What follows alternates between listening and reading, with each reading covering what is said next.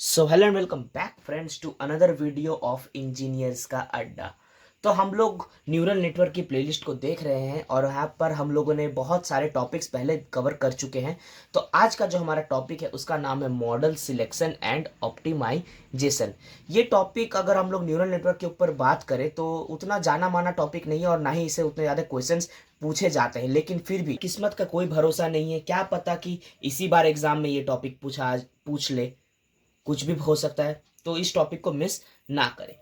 तो चलिए हम लोग जल्दी से आज की वीडियो को शुरू करते हैं। अगर आप लोग मेरे चैनल में पहली बार आए हैं तो चैनल को सब्सक्राइब कीजिएगा, इस वीडियो को लाइक कीजिएगा और बेल आइकन को प्रेस करना बिल्कुल ना भूलें। So we roll into our intro.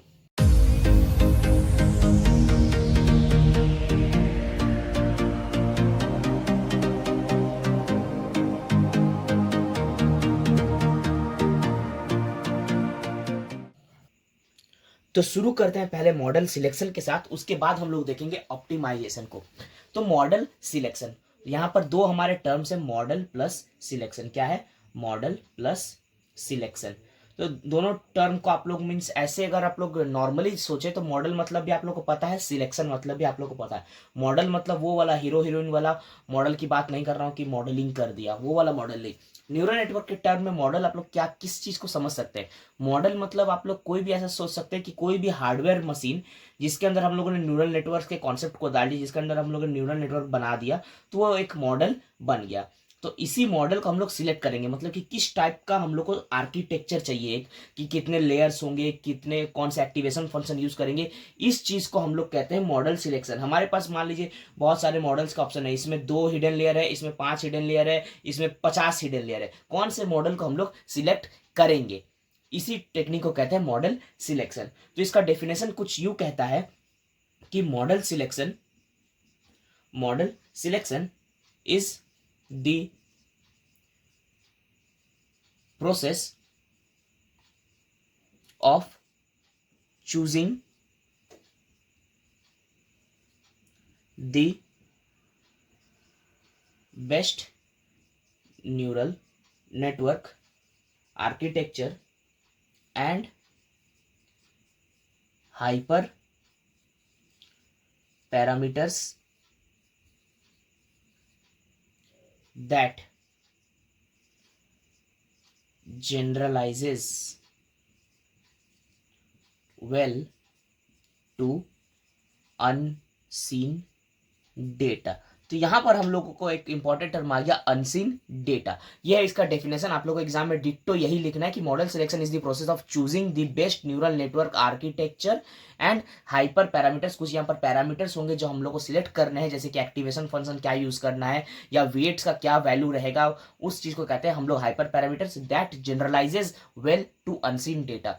अब सीन डेटा पे तो कोई भी मशीन परफेक्ट दे ही देगा। हम लोग को अगर मशीन की एक्यूरेसी चेक करनी है, अगर परफेक्ट मशीन है या नहीं, तो उसके लिए तो हम लोग को एक नया डाटा ही देना पड़ेगा जो उस मशीन ने कभी उस डाटा के ऊपर काम नहीं किया है। उस टाइप के डेटा को देखकर हम लोग मीन्स मशीन का चेक करते कि मशीन कितना अच्छा है, मॉडल कितना हमारा अच्छा है। तो ये जनरलाइजेस वेल टू अनसीन डेटा। इसके बाद इट इन्वॉल्व्स मीन्स क्या क्या इसके अंदर आता है। मॉडल सिलेक्शन मतलब क्या क्या, ये तो डेफिनेशन हो गया, लेकिन मॉडल सिलेक्शन मीन्स कैसे हम लोग एक मॉडल को सिलेक्ट करते हैं, क्या क्या स्टेप्स, क्या क्या चीज हम लोग देखते हैं कि एक मॉडल को सिलेक्ट करें। तो सबसे पहले हम लोग देखते हैं कि नंबर ऑफ लेयर्स, जो कि मैंने कहा number of layers and neurons, ना कि लेयर्स बल्कि न्यूरॉन्स भी। एक लेयर में 10 न्यूरॉन है या 20 न्यूरॉन है, क्या है, तो हम लोग नंबर ऑफ लेयर्स और न्यूरॉन्स को ध्यान में रखते हुए मॉडल को सिलेक्ट करते हैं। दूसरा क्या, एक्टिवेशन फंक्शन, जो कि मैंने कहा कि एक्टिवेशन फंक्शन क्या यूज किया गया है। मीन्स अब मान लीजिए कि मीन्स हर एक चीज के लिए, हर एक फील्ड के लिए हर एक एक्टिवेशन फंक्शन बनाई है। जैसे कि मुझे अगर 0 और 1 के आंसर चाहिए या ट्रू और फॉल्स में अगर आंसर चाहिए, तो मैं सिग्मॉइड एक्टिवेशन फंक्शन यूज करूंगा या फिर सॉफ्टमैक्स एक्टिवेशन फंक्शन यूज करूंगा, क्योंकि वो मुझे 0 और 1 के रेंज में देता है। उसके लिए मैं रेलू या टैनएच यूज नहीं करूंगा। तो उसी तरह से कौन सा एक्टिवेशन फंक्शन किस सिनेरियो में काम आएगा, वो एक्टिवेशन फंक्शन हम लोग यहाँ पर सिलेक्ट करेंगे। उसके बाद हम लोग क्या करेंगे, चेक करेंगे कि ओवर फिटिंग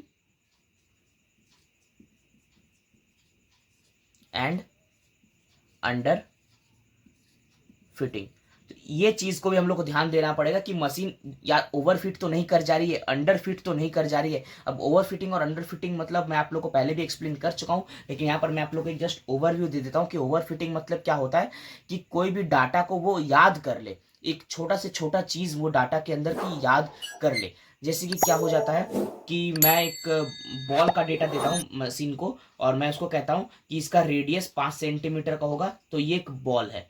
लेकिन अगर मैं मान लीजिए फुटबॉल देता हूं जिसका रेडियस 10 सेंटीमीटर है, तो क्या वो बॉल नहीं है? ये भी तो बॉल है। लेकिन ओवरफिटिंग में क्या हो जाएगा कि वो मशीन ये 5 सेंटीमीटर डाटा याद रख लेगा कि अगर 5 सेंटीमीटर है तो ही बॉल होगा, अगर 5.1 हो गया तो वो बॉल नहीं होगा। तो इसको ये बता देगा कि ये बॉल नहीं है, लेकिन एक्चुअली फुटबॉल तो एक बॉल है। तो ये हो जाता है ओवरफिटिंग का कंडीशन।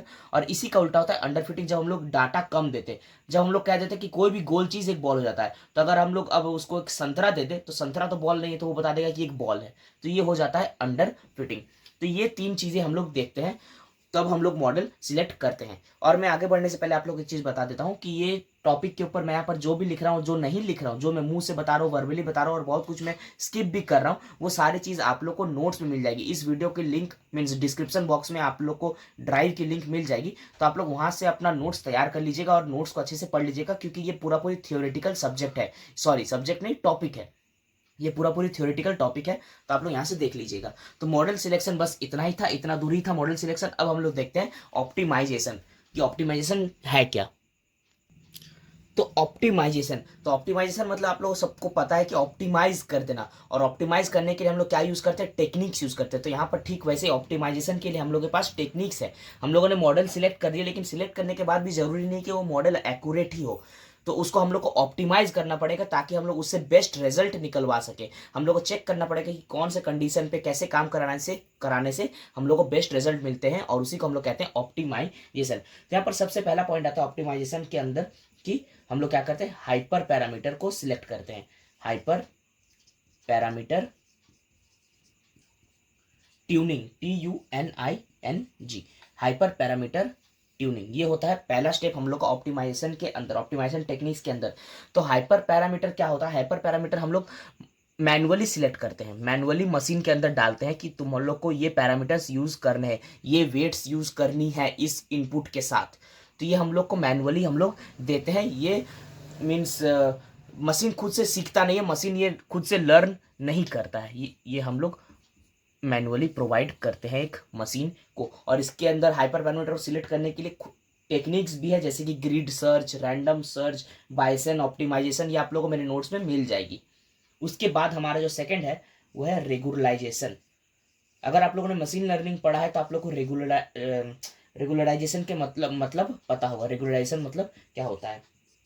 रेगुलेशन हम लोग कब यूज करते हैं? ओवर फिटिंग को अवॉइड करने के लिए। और ओवर फिटिंग क्या होता है? मैंने जस्ट अभी आप लोग को एक्सप्लेन किया है कि ओवर फिटिंग क्या होता है। तो ओवर फिटिंग को अगर हम लोग को कम करना है या अवॉइड करना है, तो हम लोग रेगुलराइजेशन यूज करते हैं। इसके अंदर हमारे पास L1 और L2 रेगुलराइजेशन आता है। ये दो टाइप्स के रेगुलराइजेशन टेक्निक्स हम लोग के पास अवेलेबल है। ये एक्चुअली रेगुलराइजेशन एक मशीन लर्निंग का टॉपिक है। यहाँ पर न्यूरल नेटवर्क के अंदर भी न्यूरल नेटवर्क तो मशीन लर्निंग का ही सब फील्ड है, तो यहाँ पर भी लिंक तो रहेगा ही। तो वही चीज़, सेम चीज़ है, यहाँ पर भी हम लोग को वही करना है। ये क्या होगा कि कोई भी मीन्स जो हम लोग के मशीन के अंदर वेट्स रहते हैं, कोई भी वेट को ज़्यादा इंपॉर्टेंस ना मिल जाए, वो रेगुलराइजेशन टेक्निक ध्यान में रखता है। कि मान लीजिए दो न्यूरॉन से एक न्यूरॉन को मिल गया 100 वेट और इसको मिल गया 0.18, तो ऑटोमेटिकली ये तो बहुत ज़्यादा हावी हो जाएगा, इसका वैल्यू वजूद ही मिट जाएगा। तो इस चीज़ को ये रेगुलराइजेशन अवॉइड करता है कि दोनों को लगभग मिले। मीन्स इसको मान लीजिए 60 मिला तो इसको 40 कम से कम मिले। ये ज़्यादा इंपॉर्टेंट है, ये कम इंपॉर्टेंट है। लेकिन कम इंपॉर्टेंट का मतलब ये नहीं कि नेग्लिजिबल बना दे हम लोग। तो इसी चीज़ को रेगुलाइजेशन से मदद से हम लोग ठीक करते हैं और ऑप्टिमाइज करते हैं एक एक न्यूरॉन्स को। उसके बाद है हमारे पास डाटा प्री प्रोसेसिंग। डाटा को हम लोग प्री प्रोसेस करते हैं, क्लीन करते हैं। क्यों करते हैं? ताकि हमारा ऑप्टिमाइजेशन बेटर हो सके। यहां पर हम लोग क्या करते हैं? फीचर सिलेक्शन यूज करते हैं। हम लोग मेन फीचर्स को सिलेक्ट कर लेते हैं डाटा के अंदर। फीचर सिलेक्शन हम लोग यहां पर यूज करते हैं। और हम लोग आर्ग्यूमेंटेशन भी यूज करते हैं।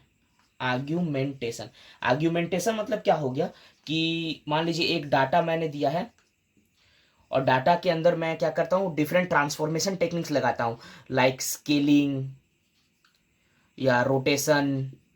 तो इस टाइप के टेक्निक्स लगा के मैं एक ही डाटा को मीन्स ये मीन्स मान लीजिए ऐसा एक डाटा है मेरे पास, ये एक लाइन है, ये एक डाटा है मेरे पास, इस डाटा को मैं स्केलिंग से इस टाइप से कर दूंगा, रोटेशन से मीन्स ऐसे घुमा दूंगा, तो एक डाटा का मीन्स मेरे पास कई वेराइटीज आ जाएंगे। तो इससे क्या होगा कि ये एगुमेंटेशन से क्या होगा, डाटा प्री प्रोसेस हो जाएगा, फीचर सिलेक्शन में काम आएगा हमारा। रेगुलाइजेशन टेक्निक मीन्स ये ओवर वेटिंग, क्या कहते हैं उसको, ओवर फिटिंग नहीं होगा इससे डाटा आर्गुमेंटेशन की मदद से। तो ये तीन हमारे पास टेक्निक है मेजरली ऑप्टिमाइजेशन टेक्निक्स के अंदर। तो अगर आप लोग को इसके बारे में और ज़्यादा जानना है तो आप लोग को मेरी नोट्स देखनी पड़ेगी, जहाँ पर मैं यहाँ पर और एक दो पॉइंट लिख के रखा हूँ, और इसके बाद मैंने इसके ऊपर एक एग्जाम्पल भी दिया है और एक समरी भी बताई है। नोट्स के अंदर आप लोग को सब कुछ मिल जाएगा। तो मैं उम्मीद करता हूँ फ्रेंड्स कि आप लोगों को वीडियो का मोटिव पता चल गया कि होता क्या है, इसका मतलब क्या है, और छोटे मोटे पॉइंट्स मैंने आप लोग को बता दिए हैं। अगर वीडियो थोड़ी सी भी मदद हुई होगी आप लोग को वीडियो की मदद से, तो प्लीज़ वीडियो को लाइक कीजिएगा। वीडियो बनाने में बहुत मेहनत लगती है फ्रेंड्स। चैनल को सब्सक्राइब कीजिएगा और अपने फ्रेंड्स के साथ शेयर करना बिल्कुल भी ना भूले। तो मिलता हूँ फ्रेंड्स अगले वीडियो पर, जहाँ पर मैं और एक वीडियो डिस्कस करूंगा न्यूरल नेटवर्क प्लेलिस्ट के ऊपर। Till then bye bye and take care.